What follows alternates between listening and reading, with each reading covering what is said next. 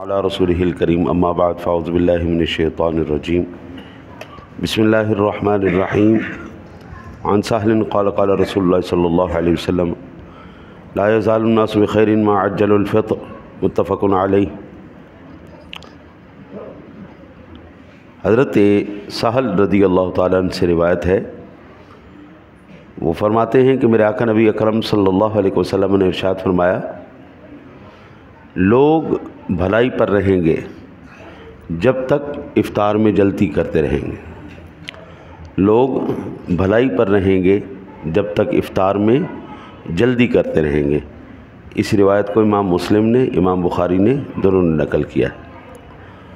افطاری کی دو صورتیں ہیں، افطار کرنے کی دو صورتیں ہیں۔ ایک صورت کہ جیسے ہی افطار کا وقت ہوا، غروب آفتاب ہوا، آدمی پہلے افطاری کرے، اس کے بعد نماز پڑھے، یہ پہلی صورت۔ دوسری صورت، افطار کا وقت ہو گیا، غروب آفتاب ہو گیا، اب وہ جائے نماز پڑھے، نماز مغرب پڑھنے کے بعد واپس آئے، اس کے بعد افطار کرے۔ یہ دو صورتیں ہیں۔ پہلی صورت دوسری سمجھنے کے لیے اس بات کا سمجھنا بھی ضروری ہے کہ افطار کے تین وقت ہیں۔ افطار کے تین وقت، ایک وقت مستحب، ایک وقت مباح، ایک وقت مکروہ، تین وقت ہیں افطار کے۔ مستحب وقت کون سا ہے؟ مستحب وقت یہ ہے کہ جیسے ہی غروب آفتاب ہو، یقین ہو گیا کہ سورج غروب ہو گیا، فوراً افطاری کریں۔ جیسے ہی سورج کا آخری کنارہ ڈوبا چھپا، فوراً روزہ افطار کریں۔ یہ ہے مستحب وقت۔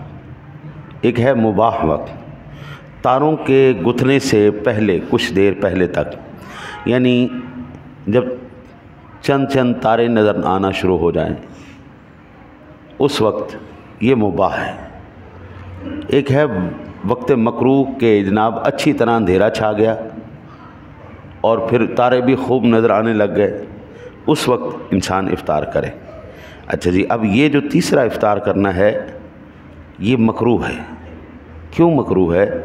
کیونکہ یہ یہودیوں کی عادت ہے، یہ یہودیوں کے روزے کے افطار کرنے کا وقت ہے۔ میں نے ابتدائے رمضان میں یہ عرض کیا تھا، یا ایھا الذین آمنوا کتب علیکم الصیام کما کتب علی الذین من قبلکم لعلکم تتقون۔ یہ روزے صرف ایمان والوں پر فرض نہیں ہوئے، بلکہ ان سے پہلے بھی جتنی امتیں تھیں تمام کے اوپر فرض کر دی گئی۔ تو یہودی ہوں، عیسائی ہوں، روزے سب کے اوپر ہے۔ عیسائیوں نے تو اپنی آسانی کے لیے سردیوں کا موسم لے لی۔ اللہ نے 30 روزے رکھے تھے، انہوں نے 50 کر لیے۔ انہوں نے کہا چلو 50 روزے کر لیتے۔ وہ 30 روزے نہیں کرتے، وہ 50 روزے رکھتے ہیں۔ وہ گرمیوں کے روزے نہیں رکھتے، وہ سردیوں کے روزے رکھتے ہیں۔ آسانی کر لی نا جو انہوں نے، دین بدل لیا۔ تو ہمارا الحمدللہ ابھی تک دین نہیں بدلا، شریعت نہیں بدلی۔ یہ اللہ تعالیٰ کے حبیب صلی اللہ علیہ وسلم کی آپ کا ایک معجزہ ہے، آپ کی امت کے علماء کا یہ احسان ہے ساری امت کے اوپر کہ انہوں نے دین کو بدلنے نہیں دیا، ورنہ کوشش بہت کی گئی کہ اس دین کو بدلا جائے، لیکن ابھی تک حضور کے غلام زندہ ہیں، دین نہیں بدلا جائے گا۔ دنیا بدلتی بدل جائے، دنیا کا نظام بدلتا ہے بدل جائے، نہ میرے مصطفیٰ کا فرمان بدلے گا، نہ رب کا کلام بدلے گا۔ وہ اسی طرح الحمدللہ ہم عمل کرتے رہیں۔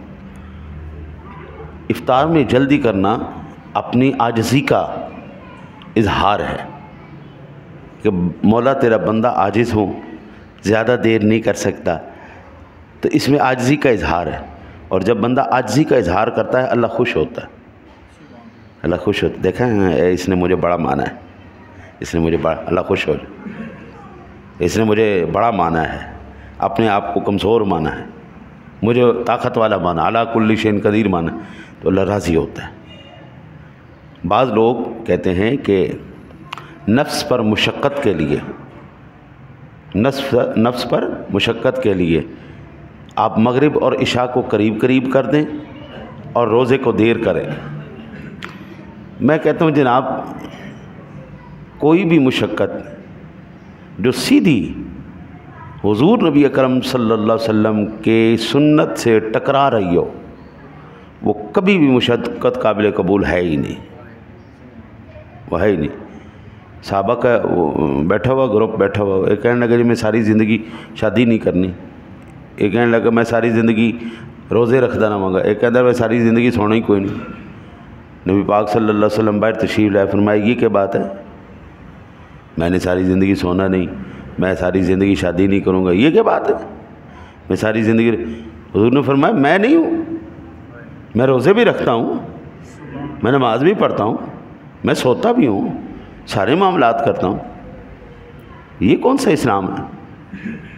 معلوم ہوا دین، اسلام، نفس پر مشقت، یہ ساری چیزیں وہی قابل قبول ہوں گی جو حضور جناب رسالت محمد صلی اللہ علیہ وسلم کے طریقے کے مطابق ہوں گی.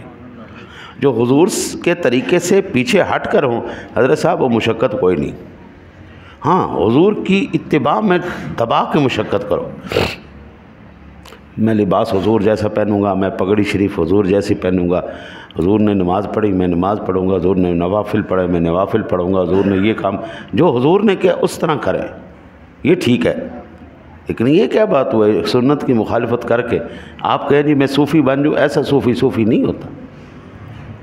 حضور کی سنت مبارکہ کو جس بھی بندے نے چھوڑا ہے وہ منصب ولایت پر فائز نہیں ہو سکا. آج کل مارکیٹ کے اندر بڑے عجیب لطیفے آپ کو نظر آتے ہیں. کوئی دلہن بن کے بندہ دلہن بن کے پیر بنا بیٹھا ہے، کوئی کانوں کو چھدوا کے مندرے پا کے ہاں جی تو سرخیاں لا کے تو وہ جناب پیر بنا بیٹھا ہے.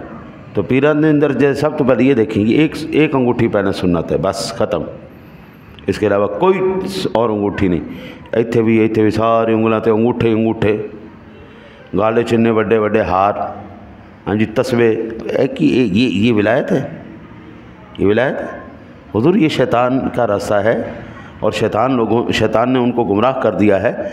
اللہ کا راستہ نہیں ہے، حضور کا راستہ نہیں ہے، صحابہ کا راستہ نہیں. وہ بندہ ٹھیک ہے جو عالم بھی ہو، دین کا سمجھنے والا بھی ہو، دین کو سمجھانے والا بھی ہو، آپ اس کی اتباع کریں، آپ اس کے ساتھ اس کے پاس جائیں، آپ سے شریعت کا کوئی مسئلہ پوچھیں، آپ کو نہیں آتا وہ آپ کو بتائے، آپ کی رہنمائی کرے. یہ ہوتا ہے رہنما، پیر ہوتا ہے. یہ مارکیٹ کے جو ہے نا جی کیا کہتے ہیں ولایتی چوچے، یہ پیر نہیں ولایتی چوچے ہیں، یہ کثرت کے ساتھ برساتی مینڈکوں کی طرح جو ہے نا نکلتے رہتے ہیں.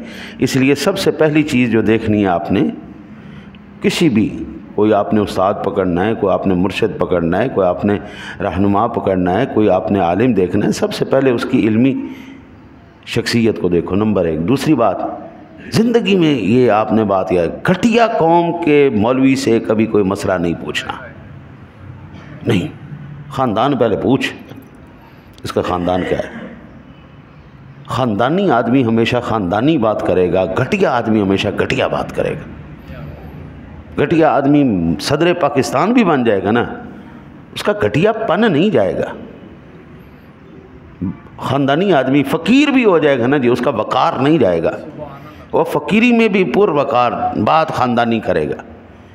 اس لیے ہر اللہ تللے، ہر ایرے گہرے، ہر نتھو خیرے ہوں مہربانی ہے جی سوشل میڈیا دی جڑے سارے مسلی میراسی چوڑے سارے مولوی بنا کے تو شیخ الحدیث بنا کے انہوں نے بڑھا دیتا ہے. اب آج جتنی زیادہ احتیاط کرنے کی ضرورت تھی ہمارے دور میں نہیں تھی. ہمارے دور میں لوگ ڈرتے تھے اللہ اور اس کے رسول کے نام پر دھوکہ دینے سے، اس وقت لوگ ڈرتے تھے. آج لوگ ڈرتے نہیں اللہ رسول کے نام سے. آج تو سب سے پہلے جس نے اپنے آپ کو مشہور کرنا ہو نا تو صحابہ کو گالیاں دینا شروع کر دیتا ہے، حضور پر اعتراض کرنا شروع کر دیتا ہے، حضور کے اہل بیت پر اعتراض کر.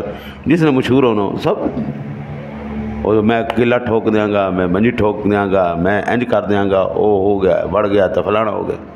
یہ خاندانی باتیں، خاندانی لوگوں کی باتیں، یہ مذہبی باتیں. مذہبی لوگوں کی زبان پر ایسا ہونا چاہیے.